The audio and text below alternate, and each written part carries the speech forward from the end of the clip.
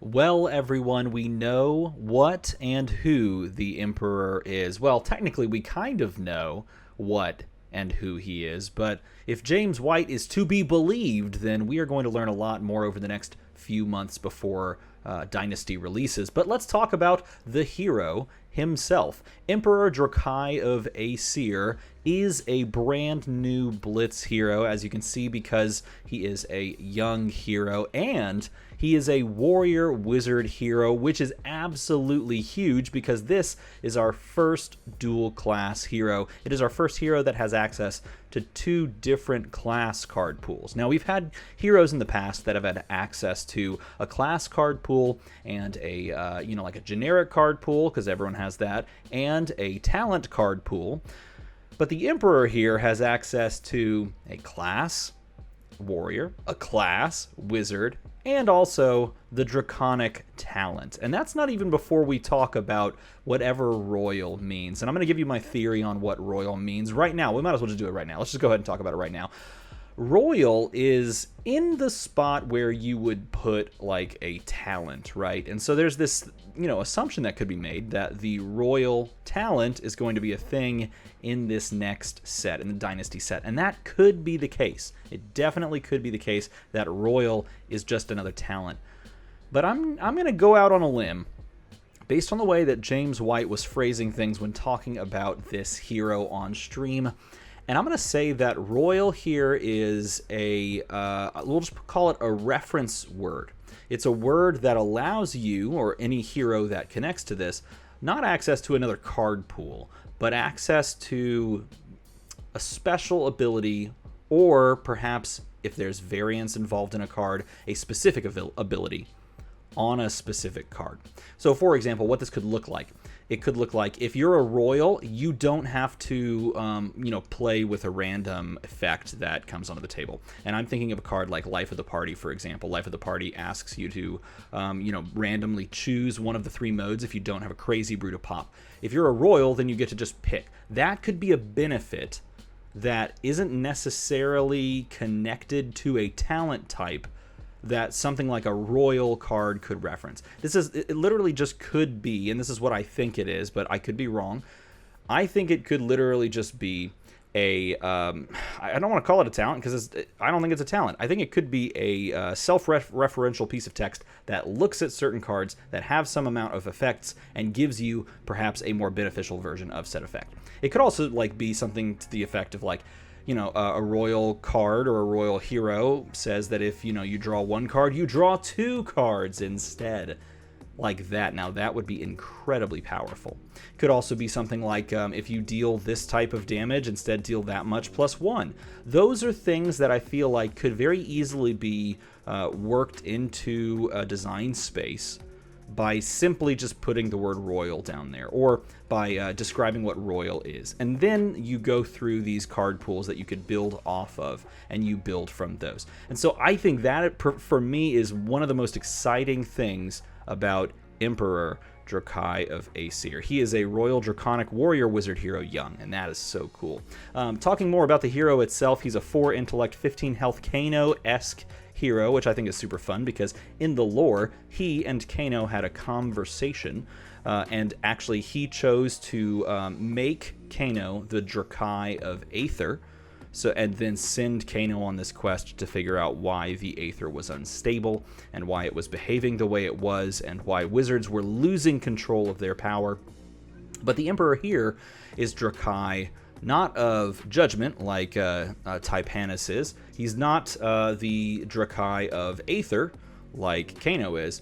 His responsibility, his role, is to be the guardian of, or the Drakai of, Aesir. And I'm pronouncing it that way, even though Aesir is how Aesir, kind of like that, is how it was pronounced on the stream. I'm going to just keep pronouncing it Aesir because then you have some separation between Aesir and Aether. And for me, that's super helpful because if I have to say Aether and Acer and Aether, I'm just gonna flip-flop them. Okay, it's super flavorful and super lore-based that he is the Drakai, or the guardian of Aesir, because the Aesir, and this has been talked about for over a year now as far as the lore is concerned, and kind of hinted at and drip fed.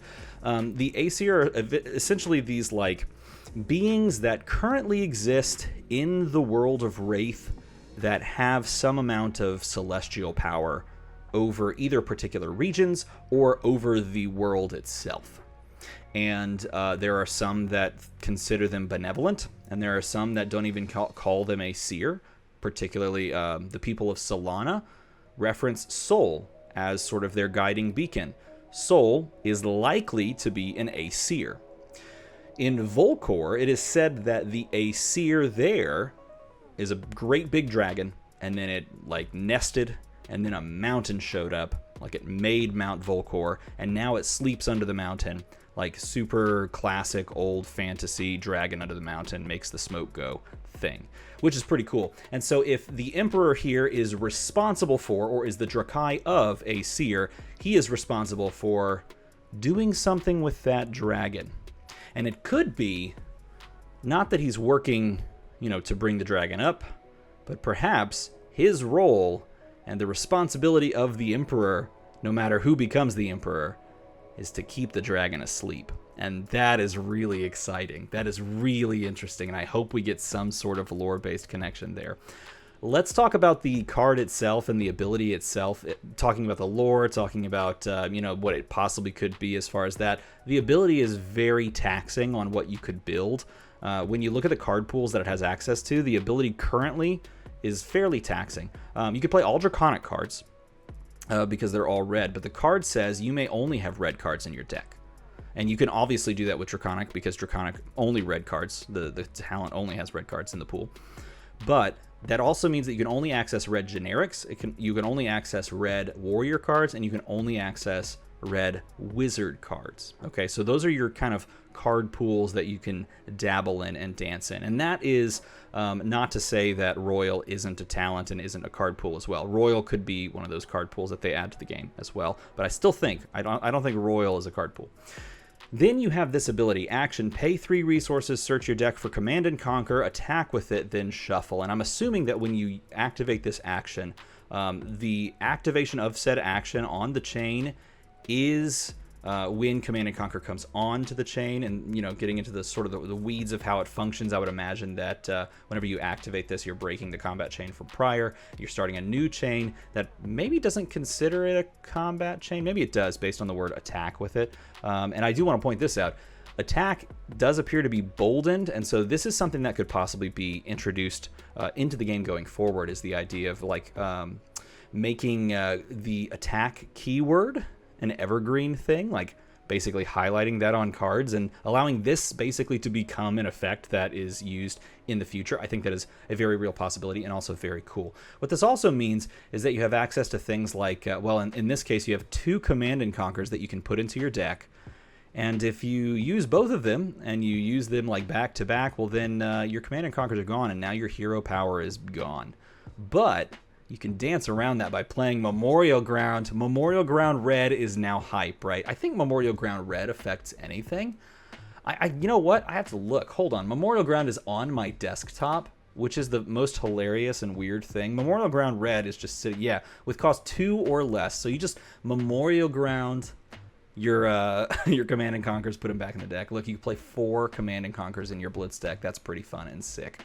But I do want to talk about, because the ability is interesting and it's fine, right? The pay 3, so you're paying basically 1 extra to find it and play it. It's a powerful attack. And I do think, I'm going to say this right now, I do think this will be reprinted in this set. I think Dynasty will reprint this, allowing more people to get access to this, because right now if they don't, the card's $100. Like TCG Player, I think it's spiked, which is crazy because they also did reprint this in the very short printed English version of history packs. And again, that set is not really, from what we can tell, is not really intended to satiate the population that already exists. It's for future generations of players going forward in the next few years. So that, combined with a reprint here, would allow the population of Command & Conquers to increase. But it makes sense, right? You're going to pay 2 for a Command & Conquer from hand normally. Now you're paying 3 to go find it, right? But if you're only playing red cards and you're not doing any tricks to gain more resources, then you're basically saying, I'm just going to pay 3 cards out of 4. I'm going to pitch those 3 cards out of 4. I'm going to go get Command and Conquer, and I'm going to slam it down. The interesting thing comes when you think about deck building with this deck, or with this hero, and that's what I've been thinking about ever since this was spoiled this morning, right before I spilled my coffee all over a bunch of work, because I literally saw this, I was distracted, I reached for my coffee, and I spilled it everywhere. That was a fail. And the interesting thing is this. In the current setup of deck building, you're basically... well, currently you're open to this line of play of, and depending on the weapon, is really kind of how this all pans out. You're open to this line of play of playing something like a red hit and run, which is a warrior card that gives go again to your weapon attack, and then attacking with whatever weapon you have here for the Emperor, whatever weapon he has access to. And right now he currently has access to Centauri Saber if you wanted to play a one-handed Centauri Saber. So you could attack with that. And then after you attack with that with go again, you can play like a red zap for 3. So in that sense, you're basically playing 1 chunk of physical damage attack with go again, and then 1 chunk of non-attack arcane damage, which is kind of cool because it's basically like playing Runeblade, but really not, because Runeblade is often like a mixture, a good mixture, but it's like ping damage from arcane. And here we're doing a blast of each. And that's why I think it's really interesting. That's why I think this hero is going to be really interesting. But it really does come down to what the weapon intends to do. Because if the weapon itself allows you some leeway or flexibility, like if this is a 0 for 3 weapon, like it costs nothing and then you can attack for 3, that's a really good weapon. A 1 for 4 makes a ton of sense. Like you pitch 1 card from your hand, you pay for that weapon, and if the weapon has natural go again, then you can follow it up with like any spell from hand that costs 0 or 1 or 2. And there's a lot of wizard cards in the wizard pool that you would want to like throw down for 1, like you just Scalding Rain for 1. That's a 1 for 4. So then if you have like a 1 for 4 weapon and a 1 for 4 wizard attack, that'd be really sick. So there's some really cool things baseline that he can do, but I think the main thing for the Emperor here is going to be what support he has access to and what weapon he has access to in this upcoming set. And it does sound like, based on a couple of tweets from people like Fluke and Box that are kind of talked to James White, kind of more connected as far as like what could possibly be coming down the pipeline. It does sound like we are going to get more weapons and possibly equipment in this set, which is a really good thing because then it takes me back to my Crucible of War days, which is still, I think, my favorite set of all time because it introduced weapons and equipment, and I think that's great. As far as weapons and equipment, he has access to, I already mentioned he has access to Centauri Saber. He can play either or any of the staves, let me say it that way. He can play any staff, all staves. You can only take 1. You can't combine. What I would love if you could like get 1 sword swing and like a one-handed like magic staff. That would be sick. That'd be really cool. But based on the picture, it looks like he has some sort of a katana. So if we assume that he's got a one-handed, then you have the capability of maybe running 2. Or if it's a 2-handed weapon, then you can kind of swing in with it and it does some beneficial thing or gains go again if you've done something. That would be really fun and really cool. He has access to some really sick equipment. He has access to warrior equipment, which is really powerful, like Courage of Bladehold. He has access to, I think he has access to Refraction Bolters. Yep, has access to Brave Forge Bracers, the legendary equipment there. Helm of Sharp Eye could be very interesting because if the weapon can like get buffs, then you can maybe Helm of Sharp Eye. That seems a little weird, but possibly. Really, the fun thing is that you have access to Flame Scale Furnace, and in an all-red deck, if you attack with the weapon that maybe has natural go again, or you give it go again with a card, and then you pitch a red to do so, you can Flame Scale Furnace with the other 2 cards in your hand, or maybe 3 cards depending on if the weapon has go again already. You can Flame Scale Furnace for X amount of resources to use this effect and follow it up with Command and Conquer. So there's some interesting things that he has access to. And especially the fact that you get access to like playing on the opponent's turn with like wizard cards and like storm striders as far as piece of equipment. I am very much excited to mess around with the Emperor. As you know, I love wizard heroes. I love all wizard heroes. And the Emperor here seems to fit that bill, so I'm looking forward to really messing around with the cards that are here in the Dynasty set, as well as the Emperor when we all get our hands on him. So let me know what you think about this hero and what you want to see as far as this hero and his deck is constructed. I would love to hear your thoughts on him. If you like the idea of dual class being a thing going forward, I think it's fantastic. I've been waiting for dual class for forever, and this is going to be really, really fun. Let me know in a comment below. If you enjoyed this video, make a number, climb higher. As always, thanks for watching.